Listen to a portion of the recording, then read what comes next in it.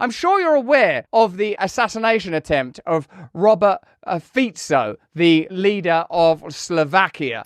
That too was an extraordinary event because Slovakia took an unusual stance when it came to the coronavirus pandemic. They were plain and clear. We're not too certain about these jabs. We're a little worried that they might increase mortality. We're a little worried they might increase adverse events. We're concerned about the nature of the clinical trials. Also, Robert Fico openly supported Vladimir Putin, which I suppose he's entitled to do. Let's have a look, first of all, at how Sky News reported on the assassination attempt of Robert Fico before looking at the significant role Slovakia play in global matters, in so much as they've refused to bow down and cooperate with a globalist scheme, i.e. the mandates and measures surrounding the pandemic. They openly support Putin rather than giving arms to and supporting the Ukraine-Russia conflict in accordance with NATO's desires. And even though they are a small nation, they are strategically significant. We're going to unpack that. But first of all, let's look at how the legacy media reported on that assassination attempt. We don't know his condition yet, but he's being treated. But it's worth thinking about who this individual is. As I said, described in reporting as a populist, as a nationalist. Yeah, well, that would make sense. I mean, Slovakia is a very conflicted place at the moment. I mean, Fico himself, he established this smear party, SMER, which is a social democracy party back in 1999. And he's been, I think, as you were just saying, Prime Minister 3 times. So he's a well-known figure. But he's become very pro-Russian over the years, and one wonders why and how, but maybe that's his conviction. And like Viktor Orban in Hungary, he's set his teeth against going along with sanctions, with EU sanctions, against common procurement. Slovakia is it's a small country. In the sense that it's the Czechoslovakia as was. Mm-hmm. The Czech Republic is the bigger bit. Slovakia is the smaller bit, although it was the more industrial in the old days. So it's not to be, it's not negligible. But Slovakia is not a major player within the EU. How dare Slovakia have an agenda, a trajectory, and a nation? How dare they have dreams, sweet dreams of freedom? They have no business even contemplating such matters. Now, why Slovakia are significant is not just because of the stance they took during the pandemic, but additionally because Slovakia and their leader were outwardly supportive of Putin. It's clear that Ukraine is regarded as a vassal state not just by Russia, but also by NATO and NATO-affiliated interests. And it has long been an agenda to surpass and replace the Russian shale gas trade with American shale gas trade. But don't take my word for that. Here's Condoleezza Rice saying exactly that about 15 years ago. Now we need to have tougher sanctions, and I'm afraid at some point this is going to probably have to involve oil and gas. The Russian economy is vulnerable. 80% of Russian exports are in oil, gas, and minerals. People say, well, the Europeans will run out of energy. Well, the Russians will run out of cash before the Europeans run out of energy. And I understand that it's uncomfortable to have an effect on business ties in this way, but this is one of the few instruments that we have to, over the long run. You simply want to change the structure of energy dependence. You want to depend more on the North American energy platform, the tremendous bounty of oil and gas that we're finding in North America. You want to have pipelines that don't go through Ukraine and Russia. For years, we've tried to get the Europeans to be interested in different pipeline routes. It's time to do that. So there's some significant information from some time ago that lets you know that resources and militarism are likely interconnected because there's been a long-standing agenda from at least the State Department that Condoleezza Rice represents to take over that trade. Have a look at Mike Benz on the subject of Slovakia and the significance of this assassination attempt. And so the ideal situation is you cut off the Russian gas from the east and you simply have a new entry point from the gas, but you keep all of that legacy architecture that goes all the way out to Rotterdam. And the way way that they have plotted to do that is primarily through Poland. Poland has this vast new set of gas architecture that can take LNG coming in from the Baltic Sea and then connect through terminals from Poland into Ukraine. And this is why the political leadership of Poland has been such an important thing for NATO to control. And as we just saw with what just happened there a few months ago. But Poland's ports themselves run through Slovakia. Now, this is very important because Slovakia has been on the edge for some time now. The near assassinated president there, Robert Fico, has pledged to not go through with their gas contracts with Russia. They have one set ending in 2024 and another set ending in 2027. And they pledged to restore those gas contracts with Russia and not cooperate with the desired sanctions of the EU.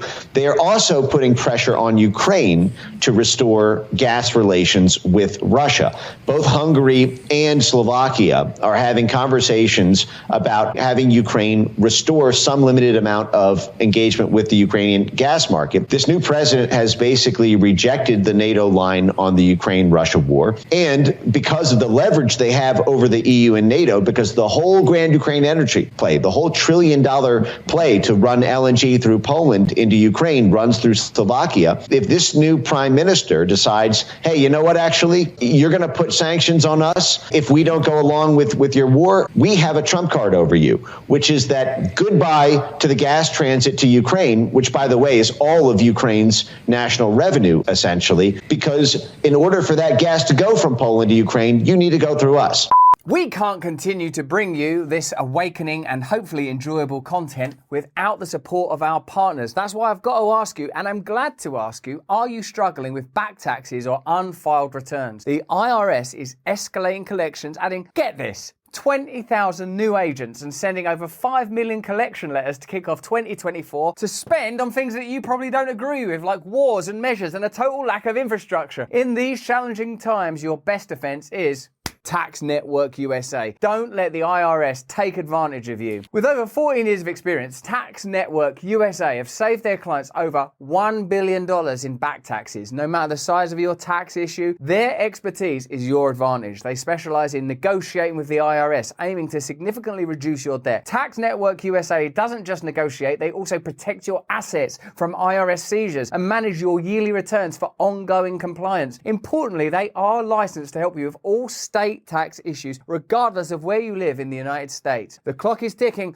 Don't wait as the IRS steps up its game. Seize control of your financial future now. Contact Tax Network USA for immediate relief and expert guidance. Call 1-800-245-6000 or visit taxnetworkusa.com/brand. Don't let tax issues overpower you. Turn to Tax Network USA and find your path to financial peace of mind. All right, let's get back to this content.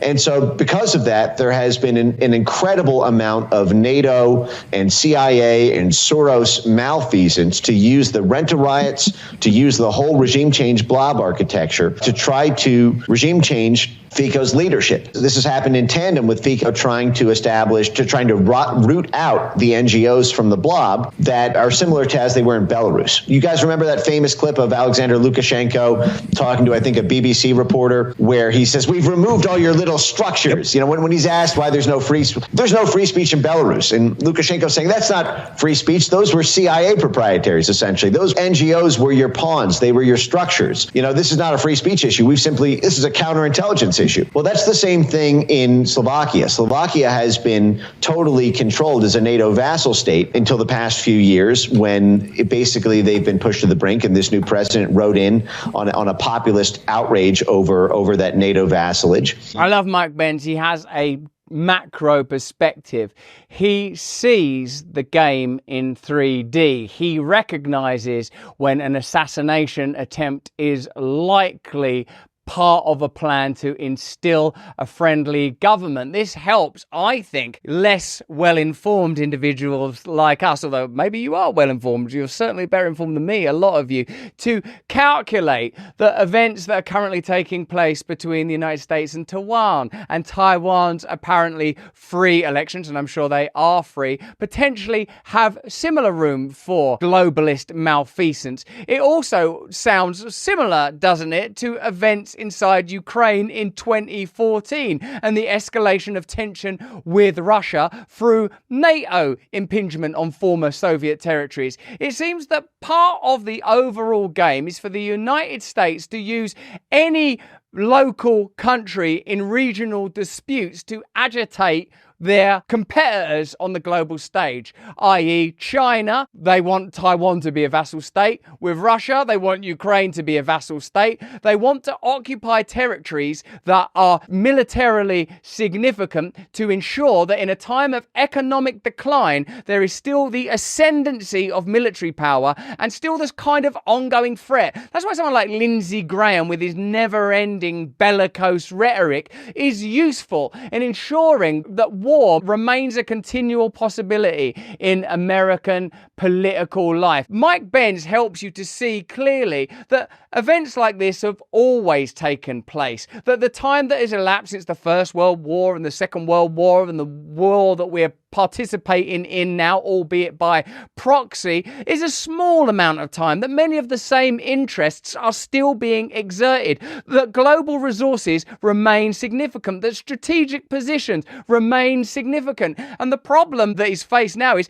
how do you make domestic populations of countries like the United States of America or the UK compliant with an agenda that's at odds with their own interests? Well, by telling them that Russia is a militaristic, mad, rogue state, and that Putin is a lunatic hell-bent on destruction, and that China's interests are inherently at odds with the interests of American or British people, and that countries like Slovakia or Ukraine are there for the taking, or, in fact, are being subject to humanitarian disasters. It seems that whatever is required in order to amplify their agenda and normalize it through the media, they are willing to say. The problem they face now is because of independent media and independent reporters and experts like Mike Benz, and because of your participation in this conversation, they can't maintain with the same effortlessness the kind of control over the hearts and minds that they once did. So it seems to me that while America continues to go into something resembling economic decline, there is a clear geopolitical agenda to start and maintain proxy military conflicts, both in Europe with Russia via Ukraine, and potentially, and obviously this is sort of a rather well-worn argument, in the Indo-Pacific with China using Taiwan as a potential linchpin in those plans. And thank God for someone like Mike Benz, who's making it clear to us what's going on. But that's just what I think. Why don't you let me know what you think in the comments and the chat, baby? Hey, thanks for watching. If you want to see more uncensored content where free speech can flourish, join our live stream. Click the link right here to watch the next video if you want to, or become a member of a growing movement. Download the Rumble app and you'll be informed every time we make a new piece of content. Stay free.